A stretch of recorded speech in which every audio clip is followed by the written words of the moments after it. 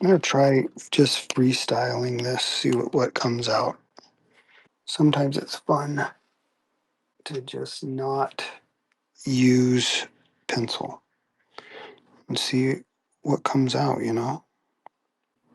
Any comic book stories today? Let's see, what comic book stories? I don't have a whole lot, or maybe they're not that interesting. I don't know what it is, but or maybe I forgot them. The only ones that I can remember are the ones I told. The one I told yesterday about Mike Mignola. Well, I've met different people, but it wasn't like we went out to dinner or anything like that. You know, it was just like meeting them at a show and then having them look at my artwork and giving me advice or whatever. And Klaus Janson was very friendly towards me. I mean, he was very kind, and he said that that he didn't see any reason why I couldn't be working in the industry, right then.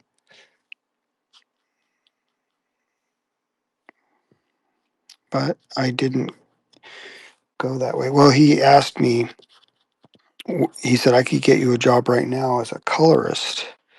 This was real early on. I was maybe 18 or so years old. He said, what is it that you want to do? And I said, I want to be a penciler.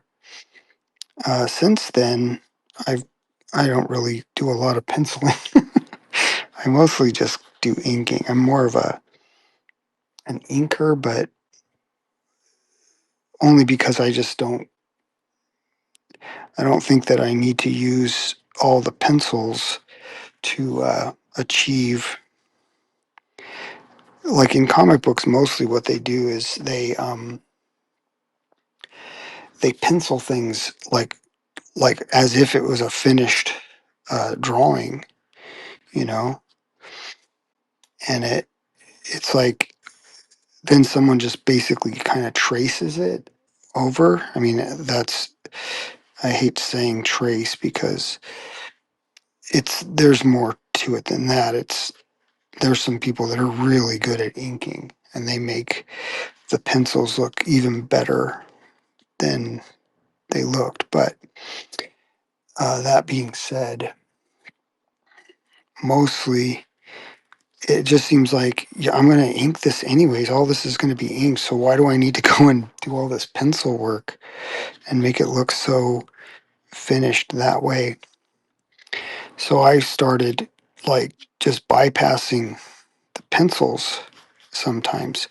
Like I need to get, or even for example, like this piece, this is all just ink. I didn't do any pencil at all.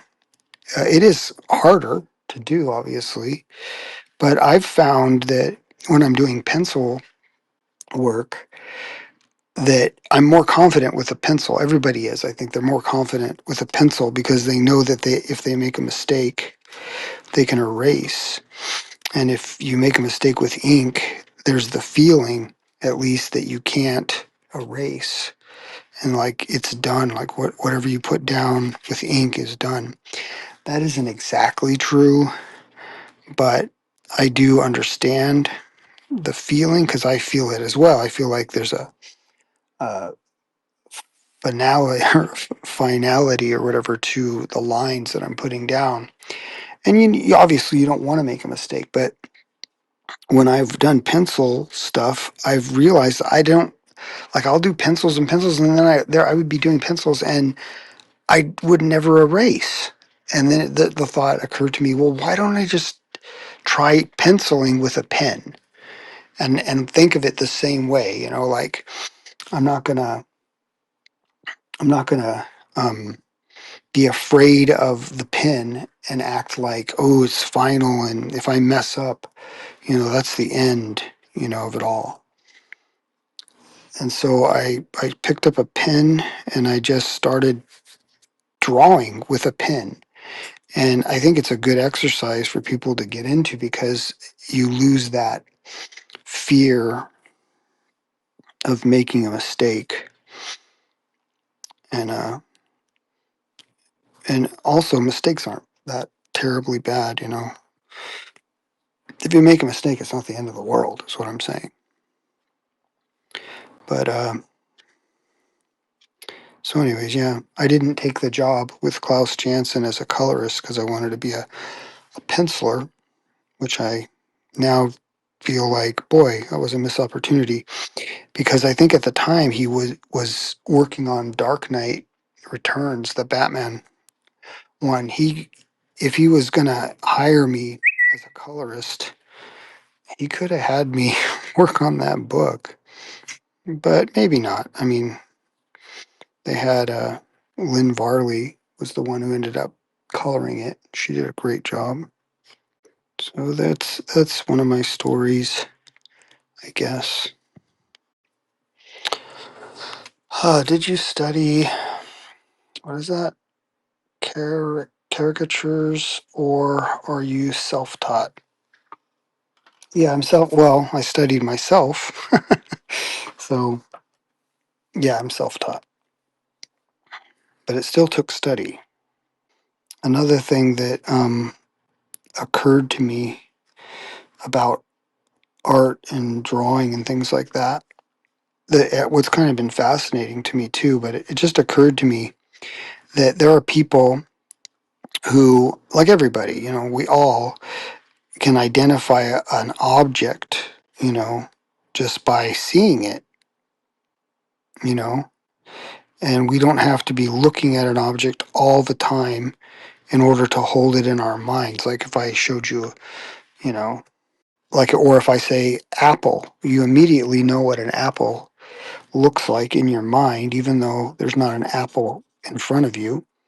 So because you know what it looks like, you have a mental idea of what it is.